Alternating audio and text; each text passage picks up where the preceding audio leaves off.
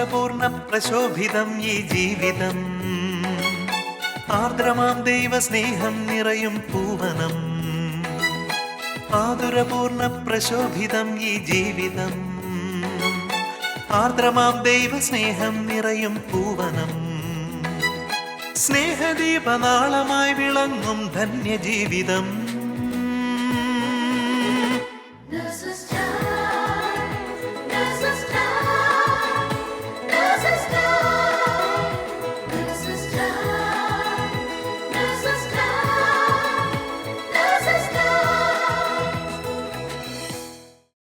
ഈശോ മിശിഹായ്ക്ക് സ്തുതിയായിരിക്കട്ടെ. വിശുദ്ധ പൗലോസ് ശ്ലീഹ പറയുന്നു, ക്രിസ്തുവിൽ ആയിരിക്കുന്നവൻ പുതിയ സൃഷ്ടിയാണ്, പഴയത് കടന്നുപോയി, ഇതാ പുതിയത് വന്നു കഴിഞ്ഞു. ഈ വചനത്തിൻ്റെ അഭിഷേകം ഏവരിലും നിറയട്ടെ എന്ന പ്രാർത്ഥനയോടെ പുതുവത്സരത്തിൻ്റെ സ്നേഹാശംസകൾ ഹൃദയപൂർവ്വം നേരുന്നു. മൺമറഞ്ഞു പോയ അനേക വിശുദ്ധരായ സന്യസ്തരുടെ ജീവിതങ്ങൾ നമ്മെ പലപ്പോഴും സ്വാധീനിച്ചിട്ടുണ്ട്. എന്നാൽ ഈ കാലഘട്ടത്തിൽ സന്യാസം ഏറെ വെല്ലുവിളികൾ നിറഞ്ഞതാണ്. വിശുദ്ധ മദർ തെരേസയെ പോലെ വളരെ കുറച്ച് സന്യസ്തരെ മാത്രമേ ലോകം തിരിച്ചറിഞ്ഞിട്ടുള്ളൂ. എന്നാൽ നമുക്ക് ചുറ്റും കണ്ണോടിച്ചാൽ സുഗന്ധം പരത്തുന്ന അനേകം സന്യസ്തരെ നമുക്ക് കണ്ടുമുട്ടാൻ സാധിക്കും. അനാഥത്വത്തിൽ നിന്നും സന്യസ്തരുടെ കരങ്ങളിലൂടെ മാതൃസ്നേഹത്തിൻ്റെ ചൂടേറ്റുവാങ്ങിയ, ഇന്ന് ഡൽഹിയിൽ നഴ്സായി ശുശ്രൂഷ ചെയ്യുന്ന സവിതയെ നാം പരിചയപ്പെടുമ്പോൾ സന്യാസത്തിൻ്റെ മഹത്വം മനസ്സിലാക്കാൻ നമുക്ക് സാധിക്കട്ടെ.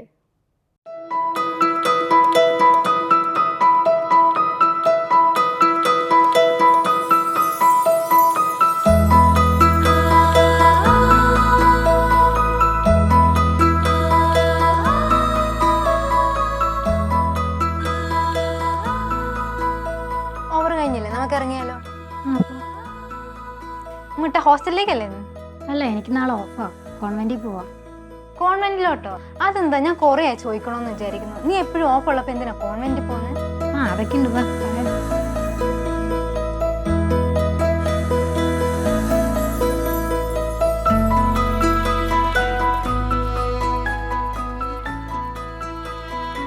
സവിത, നീ റെഡി ആയോ? ഞാൻ റെഡി. നമുക്കൊന്ന് താഴേക്ക് പോവാം.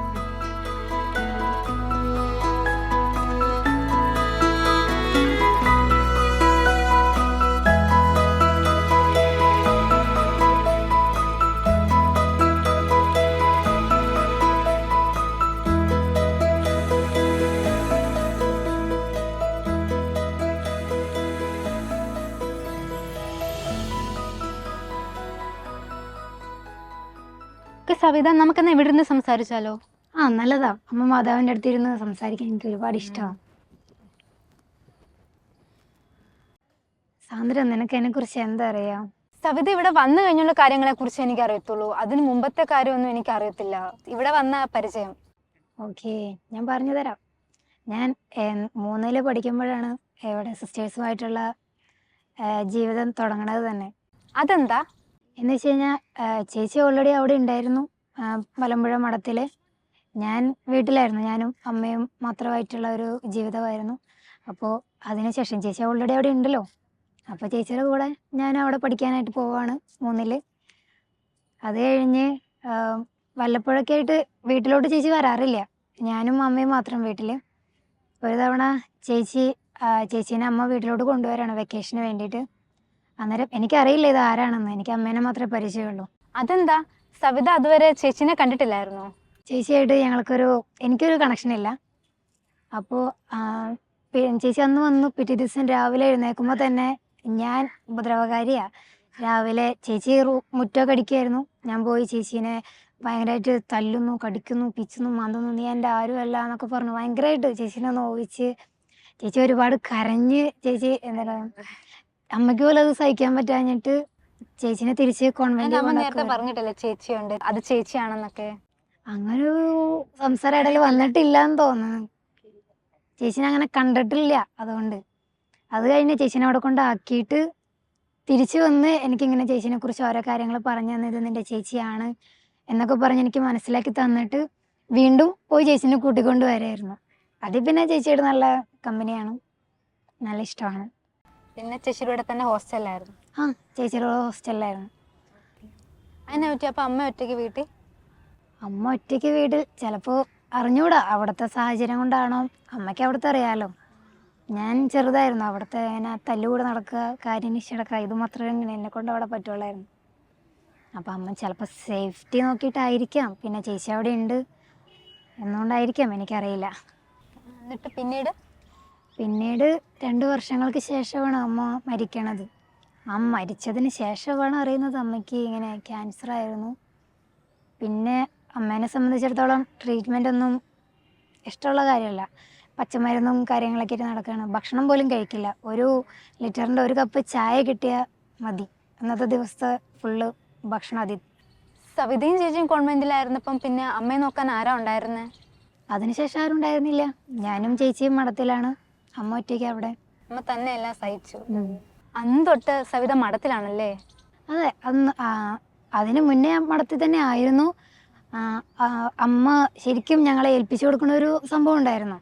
എന്നുവെച്ചാൽ 2008 മെയ് 20 എന്ന് തന്നെ പറയാം.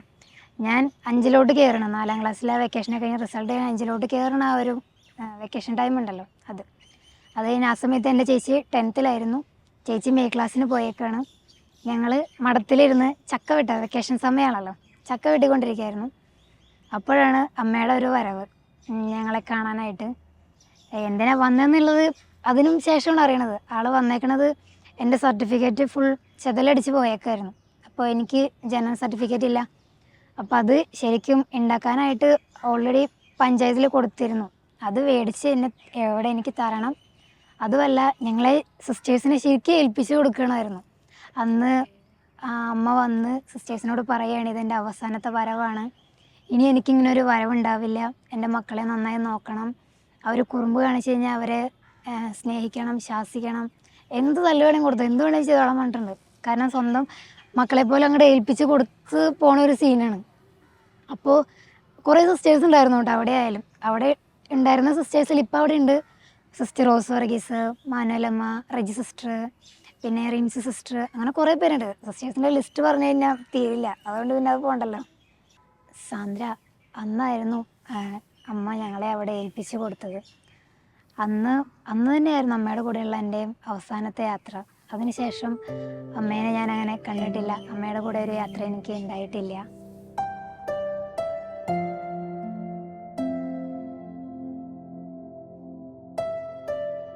സാരമില്ല സവിത, എല്ലാവരുടെ ജീവിതത്തിലും എന്തെങ്കിലുമൊക്കെ പ്രശ്നങ്ങളൊക്കെ ഉണ്ട്.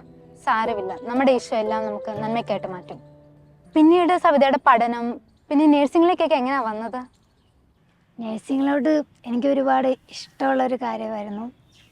എന്നുവെച്ചാൽ അതിൽ ശരിക്കും പങ്ക് സിസ്റ്റേഴ്സിനെന്ന് പറയാം. എന്നുവെച്ചാൽ അവിടെ സിസ്റ്റേഴ്സിനെ കണ്ട് മോട്ടിവേറ്റ് ചെയ്തു. ഞാൻ പോയേക്കണത് സിസ്റ്റേഴ്സിൻ്റെ കൂടെയാണല്ലോ. അവിടെയുള്ളത് ഹോളി ഫാമിലി സിസ്റ്റേഴ്സാണ്. നമ്മുടെ ഓഫനേജിന് മുന്നിൽ തന്നെ അവിടെ നമുക്കിന്നെ ഒരു ഹോസ്പിറ്റലുണ്ട്, മദർ ജോസഫിൻ മെമ്മോറിയൽ ഹോസ്പിറ്റൽ. അവിടെ വർക്ക് ചെയ്യണത് സിസ്റ്റേഴ്സാണ്. എനിക്കൊരു നേഴ്സ് ആവണമെന്നായിരുന്നു ആഗ്രഹം. പക്ഷേ ഞാൻ വിചാരിച്ചത് അത് സിസ്റ്റേഴ്സിന് മാത്രമേ പറ്റുള്ളൂ എന്നായിരുന്നു. പക്ഷെ ഞാനൊരു ക്രിസ്ത്യാനി അല്ലായിരുന്നു. അപ്പം നീ ശരിക്കും ക്രിസ്ത്യാനി അല്ലായിരുന്നു? അല്ല, ക്രൈസ്തവ കുടുംബത്തിൽ നിന്നുള്ളതായിരുന്നു. ഞാൻ വിചാരിച്ച സവിത ശരിക്കും ക്രിസ്ത്യനാണ്. എന്നും പള്ളി വരെയും പ്രാർത്ഥിക്കൊക്കെ കാണുമ്പം ഞാൻ പോലും നോക്കി നിന്ന് പോരണ്ട, അതുപോലെ നല്ല ഭക്തിയാ. ഞാൻ കുർബാനയ്ക്കായിട്ട് ഒരുങ്ങിയിരുന്നിട്ട് നഷ്ടമായി പോയതായിരുന്നു. വീണ്ടും ഒരുപാട് കാത്തിരുന്നാണ് എനിക്ക് കുർബാന സ്വീകരിക്കാൻ പറ്റിയത്. അതെന്താ ഡിലേ ആയത്? കുഞ്ഞുനാൾ മുതലേ സിസ്റ്റേഴ്സിൻ്റെ കൂടെ നടന്ന് എനിക്ക് ഒരുപാട് ഈശോയെ ഇഷ്ടമായി. ഞാൻ പ്രാർത്ഥനയൊക്കെ പഠിച്ച് കുർബാനയ്ക്കൊക്കെ പോയി തുടങ്ങിയിരുന്നു. എങ്കിലും കുർബാന സ്വീകരിക്കാനായിട്ട് എനിക്ക് സാധിച്ചിരുന്നില്ല. അതെന്ത് പറ്റി? എനിക്ക് പാരൻസ് ഇല്ലാത്തത് കൊണ്ട് 18 വയസ്സ് വരെ കാത്തിരിക്കേണ്ടി വന്നു. അങ്ങനെ 18 വയസ്സ് വരെ കാത്തിരുന്ന് ഞാൻ ഈശോയെ സ്വീകരിച്ചു. അങ്ങനെ ഞാൻ ഈശോയുടെ മോളായി.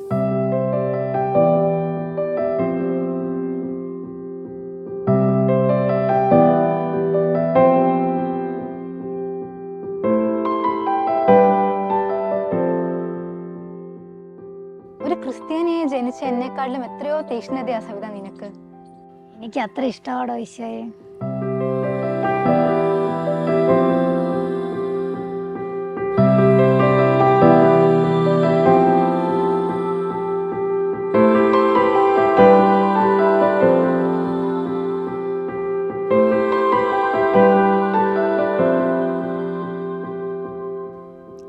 കോൺവെന്റിൽ സവിതയും ചേച്ചി മാത്രമേ ഉള്ളായിരുന്നു. അവിടെ നിങ്ങൾ ഹാപ്പി ആയിരുന്നു? ഞങ്ങളെപ്പോലെ ഒരുപാട് പേരുണ്ട് അവിടെ. പക്ഷേ പാരൻസ് ഇല്ലാത്ത ഞങ്ങൾ കുറച്ച് പേര് മാത്രം. പിന്നെ വെക്കേഷനൊക്കെ ആകുമ്പോൾ എല്ലാവരും വീട്ടിൽ പോവും, ഞങ്ങൾ മാത്രം അവിടെ തന്നെ ആയിരിക്കും. പക്ഷെ എന്നാലും ഞങ്ങൾ ഹാപ്പിയാണ്. ഞങ്ങൾക്ക് വെക്കേഷൻ ആകുമ്പോഴത്തേനും അവിടെ പലഹാരങ്ങൾ ഉണ്ടാക്കി തരാനായിട്ട് എല്ലാം മേടിച്ച് വെച്ചിട്ടുണ്ടാവും. പിന്നെ സിസ്റ്റേഴ്സ് പുറത്ത് പോകുമ്പോൾ ഞങ്ങളെ കൊണ്ടുപോകും, ഞങ്ങൾക്ക് ജ്യൂസ് സാധനങ്ങളൊക്കെ മേടിച്ച് തരും. പിള്ളേർ വരുന്നവരെ ഞങ്ങൾ ഹാപ്പി തന്നെയാണ്. വന്നാലും ഹാപ്പിയാണ്, അല്ലെങ്കിലും ഹാപ്പിയാണ്. സവിത നേരത്തെ പറഞ്ഞായിരുന്നല്ലോ സവിതയ്ക്ക് നേഴ്സിംഗിൽ വരാൻ ഒത്തിരി ഇഷ്ടമായിരുന്നു. എന്താ അതിന് കാരണം? ഞാൻ മുന്നേ പറഞ്ഞല്ലോ, ഞാൻ കോൺവെന്റിലാണ് വളർന്നതെന്ന്. അവിടെ സിസ്റ്റേഴ്സ് രോഗികളോട് പെരുമാറുന്നത് കണ്ടിട്ടാണ്. അവർ ഓരോ രോഗികളെയും ഈശോയെ കാണുന്നത് പോലെയാണ്, ഈശോയ്ക്ക് ശുശ്രൂഷ ചെയ്യുന്നത് പോലെയാണ് അവർ നോക്കിക്കൊണ്ടിരുന്നത്. അപ്പോൾ ഞാനും ആഗ്രഹിച്ച് ഞാനൊരു നേഴ്സായി കഴിഞ്ഞാൽ ഇതേപോലെ ഓരോ രോഗികളെയും ഈശോയെ ശുശ്രൂഷിക്കുന്നത് പോലെ ചെയ്യണമെന്ന്. അതുകൊണ്ട് ഞാൻ ഈ നേഴ്സിംഗ് ഫീൽഡ് തിരഞ്ഞെടുത്തതാണ്. നേഴ്സിംഗ് പഠിച്ചത് എവിടാണ്? ഞാൻ കുഴിക്കാട്ടുശ്ശേരിയിലുള്ള മരിയ തെരേസ സ്കൂൾ ഓഫ് നഴ്സിംഗിലാണ് പഠിച്ചത്. ഹോളി ഫാമിലി സിസ്റ്റേഴ്സിൻ്റെ തന്നെ ഹോസ്പിറ്റലാണത്.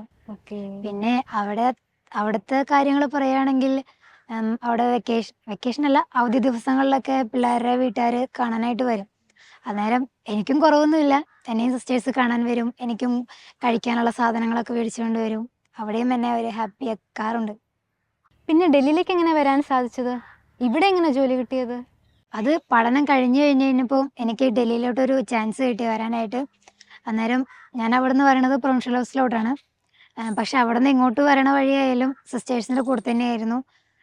ആദ്യമായിട്ട് കേരളത്തിൽ നിന്ന് പുറത്തിറങ്ങണതായിട്ട് എനിക്ക് തോന്നിയില്ല. കാരണം നമ്മുടെ സിസ്റ്റേഴ്സ് തന്നെ കൂടെ ഉണ്ടായിരുന്നു, അവരോട് കൂടെ തന്നെയായിരുന്നു ഫുൾ ടൈം. വർത്തമാനം കളിയും ചിരിയായിട്ട് ആ ദിവസങ്ങളും കഴിഞ്ഞു പോയത് അറിഞ്ഞില്ല. പിന്നെ ഇവിടെ വന്നിട്ടായാലും എന്നെ ഇൻ്റർവ്യൂ കാര്യങ്ങൾക്കൊക്കെ അവരെന്നെ ഇങ്ങോട്ട് തന്നെ കൊണ്ടുവന്നു. അമ്മമാരുള്ള സ്നേഹത്തിന് ഇപ്പോഴും സവിതയ്ക്ക് ഒട്ടും കുറവില്ലല്ലോ. എപ്പോഴും ഓഫ് കിട്ടുമ്പോഴൊക്കെ അവിടെ പോകാറുണ്ടല്ലേ? എനിക്ക് 2 ഓഫ് കിട്ടിയാലേ അങ്ങോട്ട് പോകാൻ പറ്റുള്ളൂ. കാരണം ഇവിടെ നിന്ന് അവിടേക്ക് ഒരു 1.5 മണിക്കൂർ യാത്രയുണ്ട്. അപ്പം നൈറ്റ് ഓഫും വീക്ക് ഓഫും പിന്നെ ഒരു ഈവനിങ് ഡ്യൂട്ടിയും കൂടെ കിട്ടുകയാണെങ്കിൽ അടിപൊളി. പിന്നെ അങ്ങോട്ട് പോയി അത് കഴിഞ്ഞിട്ട് വന്നാൽ മതിയല്ലോ. പിന്നെ അവിടെ നിന്ന് വരണ സമയത്തായാലും ഇപ്പോൾ ഞാൻ രാവിലെ ഡ്യൂട്ടിക്ക് വരികയാണെന്നുണ്ടെങ്കിൽ എൻ്റെ ബാഗിൽ ബ്രേക്ക്ഫാസ്റ്റ് ഉണ്ടാവും. സെയിം ഞാൻ ഈവനിങ് ഡ്യൂട്ടിക്ക് വേണ്ടി വരികയാണെങ്കിൽ ലഞ്ച് ഉണ്ടാവും. നൈറ്റിന് വേണ്ടി വരികയാണെന്നുണ്ടെങ്കിൽ എൻ്റെ ബാഗിൽ ഡിന്നറും റെഡി ആയിരിക്കും. എപ്പോഴും ഞാൻ കാലിയായിട്ട് വരാറില്ല, എനിക്കുള്ള ഫുഡ് അതിനകത്ത് റെഡി ആയിരിക്കും. അത്രയും അവരെന്നെ സ്നേഹിക്കുന്നുണ്ട് കേട്ടോ. ഇപ്പോഴായാലും അവരുടെ സ്നേഹത്തിനൊന്നും ഒരു കുറവില്ല. ഞാൻ അവിടെ ചെന്ന് കഴിഞ്ഞാലും ഞാൻ ഭക്ഷണമൊക്കെ നന്നായിട്ട് കഴിക്കുന്നതുകൊണ്ട് ഭയങ്കര ക്ഷീണിച്ചാണല്ലോ ഇരിക്കുന്നത്. അപ്പോൾ അതിനെക്കുറിച്ച് അതുകൊണ്ട് എനിക്ക് ഭക്ഷണമൊക്കെ എടുത്ത് തരും. പിന്നെ ആയാലും കഴിഞ്ഞ ദിവസം മദർ സിസ്റ്റേഴ്സിനോട് പറയണ്ടായിരുന്നു, അവൾ വരുമ്പോൾ അവൾക്കൊരു കുറവുണ്ടാവരുത്, അവൾക്ക് ഇങ്ങനെ ഇവിടെ തനിച്ചാന്നുള്ളൊരു ഫീലിങ്സ് ഒന്നും അവൾക്ക് പാടില്ല. അപ്പോൾ അവൾ പോകുമ്പോൾ എന്തെങ്കിലും കൊടുക്കണം. അങ്ങനെ എപ്പോഴും എന്നെ സന്തോഷിപ്പിക്കാനായിട്ടാണ് അവരായാലും നോക്കണത്. ഞാൻ കഴിഞ്ഞ ദിവസം ഇവിടെ ആഗ്രയിൽ പോയിരുന്നു. അപ്പോൾ ഞാനവിടെ പോകുന്നതിന് മുന്നേ അവിടുത്തെ ഇവിടെയുള്ള സിസ്റ്റേഴ്സ് അവിടെ ഇൻഫോം ചെയ്തിരുന്നു ഞങ്ങളിങ്ങനെ വരണുണ്ടെന്ന്. എന്നിട്ട് അവിടെ നിന്ന് വിളിച്ച് പറഞ്ഞ് ഞങ്ങൾക്കുള്ള ലഞ്ച് അവിടെ റെഡി ആയിരുന്നു, അവിടെ വന്ന് കഴിച്ചിട്ടേ പോകാൻ പാടുള്ളൂ എന്ന് പറഞ്ഞ് അങ്ങനെ അവിടെ പോയി ഞങ്ങൾ വീണ്ടും അവിടെയുള്ള പുതിയ സിസ്റ്റേഴ്സിനും കൂടി ഞങ്ങൾ പരിചയപ്പെട്ടു എന്നുള്ളതാണ്. ശരിക്കും പേരൻസ് മക്കളെ നോക്കുന്ന പോലെ തന്നെ അമ്മമാര് നിന്നെ നോക്കുന്നത്. ശരിക്കും ഒരു കുറവില്ല.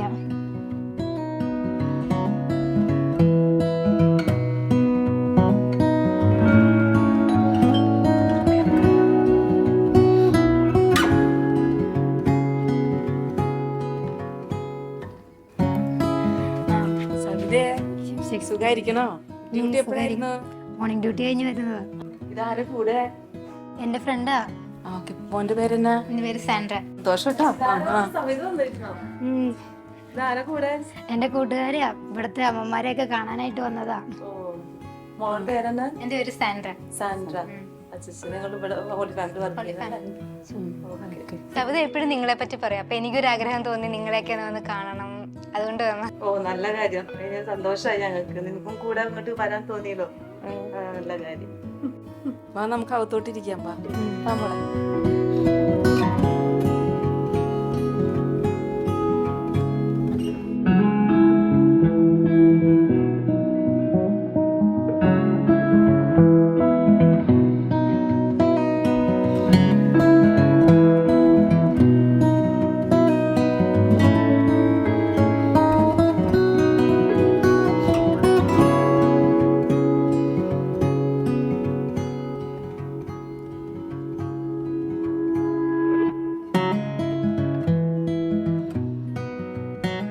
ഞാൻ രാവിലെ ഡ്യൂട്ടിക്ക് വരണമെന്നുണ്ടെങ്കിൽ എൻ്റെ ബാഗിൽ ബ്രേക്ക്ഫാസ്റ്റ് ഉണ്ടാവും. സെയിം ഞാൻ ഈവനിങ് ഡ്യൂട്ടിക്ക് വേണ്ടി വരികയാണെങ്കിൽ ലഞ്ച് ഉണ്ടാവും. നൈറ്റിന് വേണ്ടി വരികയാണെന്നുണ്ടെങ്കിൽ എൻ്റെ ബാഗിൽ ഡിന്നറും റെഡി ആയിരിക്കും. എപ്പോഴും ഞാൻ കാലിയായിട്ട് വരാറില്ല, എനിക്കുള്ള ഫുഡ് അതിനകത്ത് റെഡി ആയിരിക്കും. അത്രയും അവരെന്നെ സ്നേഹിക്കുന്നുണ്ട് കേട്ടോ. കുഞ്ഞിലെ തൊട്ട് സിസ്റ്റർമാരുടെ കൂടെ വളർന്നതുകൊണ്ട് സവിതയ്ക്ക് പ്രാർത്ഥനകളൊക്കെ എല്ലാം അറിയാമായിരിക്കുമല്ലോ. അപ്പോൾ സവിതയുടെ ഈശോയായിട്ടുള്ള ബന്ധം എങ്ങനെയാണ്, പ്രാർത്ഥനാ ജീവിതമൊക്കെ എങ്ങനെയാണ്? അതിപ്പോൾ കോൺവെന്റിലേക്ക് ആകുമ്പോൾ അറിയാലോ, സിസ്റ്റേഴ്സിൻ്റെ കൂടെയാണെന്നുണ്ടെങ്കിലുള്ള പ്രാർത്ഥനയുടെ കാര്യം. രാവിലെ എഴുന്നേറ്റ് കഴിയുമ്പോൾ തന്നെ തുടങ്ങുന്നത് പ്രാർത്ഥനയിലാണ്.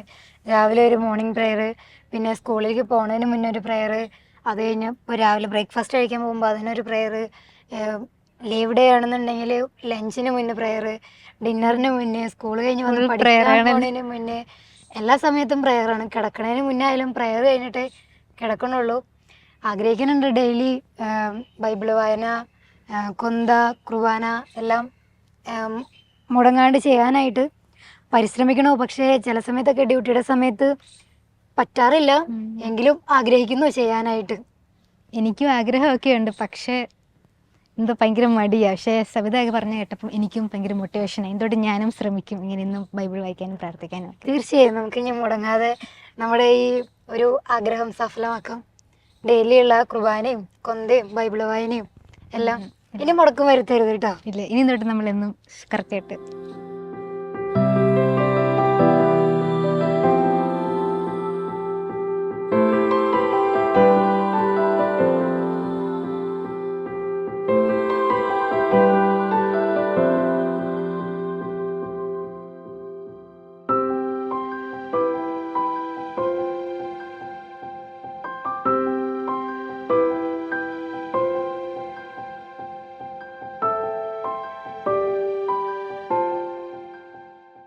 സവിതയുടെ ഈ ജീവിതസാക്ഷ്യം ഷാലോം TV-യിലെ നേഴ്സസ് ടൈംസിൽ പങ്കുവെക്കാൻ പറഞ്ഞപ്പോൾ സവിതയുടെ മനസ്സിൽ എന്തായിരുന്നു? അമ്പോ, എനിക്ക് ഒട്ടും താല്പര്യം ഉണ്ടായിരുന്നില്ല. പിന്നെ താല്പര്യം ഒട്ടും ഉണ്ടായിരുന്നില്ല. അതുപോരാണ്ട് ഞാൻ ചോദിക്കുകയായിരുന്നു. ഒന്നാമത് എനിക്ക് താല്പര്യമില്ല. അപ്പോൾ നോ എന്നൊരു ആൻസർ കേൾക്കാൻ വേണ്ടി ഞാൻ ചേച്ചിയോട് ചോദിക്കുന്നു. അപ്പോൾ ചേച്ചി പറഞ്ഞു, നീ അങ്ങനെ നോ എന്ന് പറഞ്ഞ് ഒപ്പിക്കാൻ വരട്ടെ, ചേട്ടായോടൊന്ന് ചോദിക്കേ. അത് കഴിഞ്ഞ് ചേട്ടാനെ വിളിക്കുന്നു. ചേട്ടായുടെ നിന്ന് ഒരു നോ എന്നുള്ളൊരു ആൻസറൊക്കെ ഞാൻ ആഗ്രഹിച്ചു. പക്ഷേ ചേട്ടായി പറഞ്ഞു, ഒരു 10 മിനിറ്റ് ഞാൻ ഈശോയോടൊന്ന് ചോദിച്ചു തരട്ടെ, എനിക്കിതിനുള്ള ആൻസർ എനിക്കായിട്ട് പറഞ്ഞാൽ ശരിയാവില്ല എന്ന്. ആ 10 മിനിറ്റിന് ശേഷം ചേട്ടായി വിളിച്ചിട്ട് പറയുകയാണ്, നിനക്ക് ഈ കിട്ടിയിരിക്കുന്ന ഒരു ചാൻസ് ഇനി ഒരിക്കലും വേറെ ആർക്കും കിട്ടണമെന്നില്ല. കാരണം എന്താണെന്ന് വെച്ചാൽ ഇത്രയും നാളും കുഞ്ഞുനാൾ മുതൽ നിന്നെ വളർത്തിയ, നിനക്ക് തന്ന സ്നേഹവും കരുണയും ഇതിനൊക്കെ നിനക്ക് സിസ്റ്റേഴ്സിന് കൊടുക്കാൻ പറ്റിയ ഒരു നല്ലൊരു ചാൻസാണ്. നന്ദിയും നിനക്ക് സിസ്റ്റേഴ്സിനോടുള്ള ഒരു അതെ, അത് പ്രകടിപ്പിക്കാൻ പറ്റിയ നല്ലൊരു അവസരമാണിത്. എന്നിട്ട് ചേട്ടാ എന്നോട് പറയാ, നീ അവിടെ ചെയ്യാൻ പോണ കാര്യങ്ങളെ ഓർക്കുമ്പോൾ എനിക്കിവിടെ കുളിര് കയറണമെന്ന്. അത് കഴിഞ്ഞ് ഞാൻ പറഞ്ഞു, ചേട്ടായി ഞാൻ ഇവിടെ ആരോടും പറഞ്ഞിട്ടില്ല. അപ്പോൾ ചേട്ടായി പറയാ, അവിടുത്തെ പ്രൊവിൻഷ്യലാണ്, ഞങ്ങൾ പുഷ്പമ്മ എന്നാണ് വിളിക്കുക, സിസ്റ്റർ പുഷ്പ എന്നാണ് പേര്, പക്ഷെ ഞങ്ങൾ പുഷ്പമ്മ എന്നാണ് വിളിക്കുക. അപ്പോൾ ആൾ പറയാ, ഞാൻ വിളിച്ച് സംസാരിച്ചോളാം, പുഷ്പമ്മയോട് ഞാൻ ചോദിക്കാം. അപ്പോഴും ഞാൻ ആഗ്രഹിച്ചു ഈശോ നോ എന്നൊരു ആൻസർ കിട്ടണമെന്ന്. പക്ഷെ അവിടെയും എസ് എന്നാണ്. ഞാൻ മാത്രമാണ് നോ നോ നോ നോ, ബാക്കി എല്ലാവർക്കും ഇതിനോടൊരു താല്പര്യമായിരുന്നു. സവിതയുടെ ഈ തീരുമാനം വളരെ ശരിയാണ്. കുഞ്ഞുനാൾ മുതൽ സവിതയെ നോക്കി വളർത്തിയ സിസ്റ്റർമാരോടുള്ള സ്നേഹവും കടപ്പാടും ഒക്കെ പ്രകടിപ്പിക്കാൻ പറ്റിയ നല്ലൊരവസരമാണിത്. എൻ്റെ സാന്ദ്ര, ചെറുപ്പം മുതൽ ഈ നിമിഷം വരെ ഈ അമ്മമാർ തരുന്ന സ്നേഹത്തിനും കരുതലിനും എത്ര നന്ദി പറഞ്ഞാലും മതിയാവില്ല. സവിതയുടെ സാക്ഷ്യം കേട്ടപ്പോൾ പേഴ്സണലി എനിക്ക് സിസ്റ്റർമാരുള്ള സ്നേഹം ഒരുപാട് വർദ്ധിച്ചു. ഇന്നത്തെ ഈ കാലത്ത് ചെറിയ ചെറിയ വീഴ്ചകൾക്ക് പോലും സന്യസ്തരെ ഒരുപാട് താഴ്ത്തിക്കെട്ടുകയും അവമാനിക്കുകയും ചെയ്യുമ്പോൾ അവരിലൂടെ ഉണ്ടാകുന്ന ഇത്ര വലിയ വലിയ നന്മകൾ ലോകം അറിയേണ്ടത് തന്നെയാണ്. ഈശോയ്ക്ക് ഞാൻ 1000 നന്ദി പറയുന്നു. ഈശോ എന്നെ ഒരുപാട് സ്നേഹിക്കുന്നത് കൊണ്ടല്ലേ ഞാൻ അവരുടെ കൈകളിൽ വന്ന് പെട്ടതും ഇത്രത്തോളം എത്തിയതുമെല്ലാം. പെറ്റമ്മ മറന്നാലും ഞാൻ നിന്നെ മറക്കുകയില്ല എന്നുള്ള ഈശോയുടെ തിരുവചനം ഓരോ സിസ്റ്റേഴ്സിലൂടെയും അത് പ്രാവർത്തികമാകുകയാണ്. ഈശോയ്ക്ക് ഞാൻ ഒരുപാട് നന്ദി പറയുന്നു. എത്ര നന്ദി പറഞ്ഞാലും മതിയാവുകയില്ല.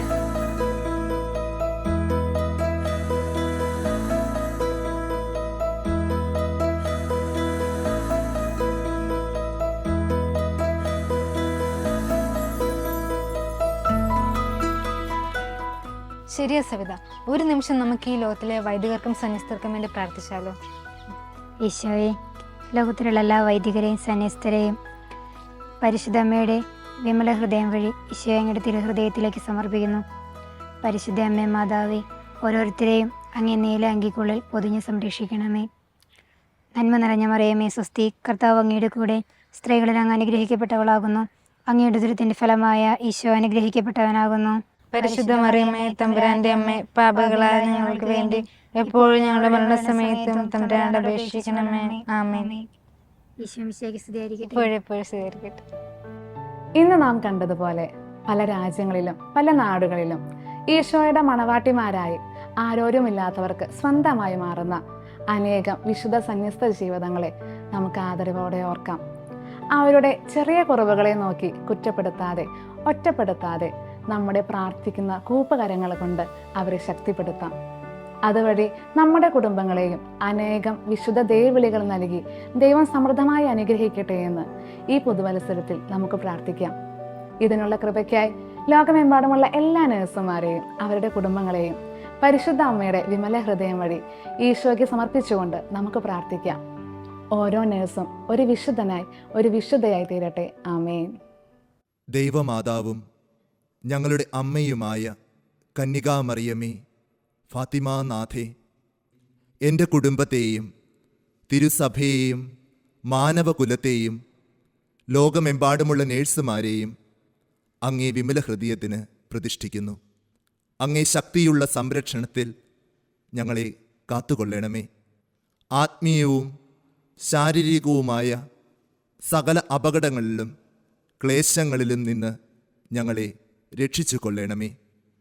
എല്ലാറ്റിലും ദൈവേഷ്ടം കണ്ടെത്തി നിറവേറ്റുവാനും യേശുവിൻ്റെ തിരുഹൃദയത്തിന് പ്രീതികരമായ വിധത്തിൽ ജീവിച്ച് സ്വർഗഭാഗ്യത്തിൽ എത്തിച്ചേരുവാനും കാരുണ്യനാഥേ, ഞങ്ങളുടെ സ്നേഹമുള്ള അമ്മേ, ഞങ്ങളെ സഹായിക്കണമേ. ആമേൻ.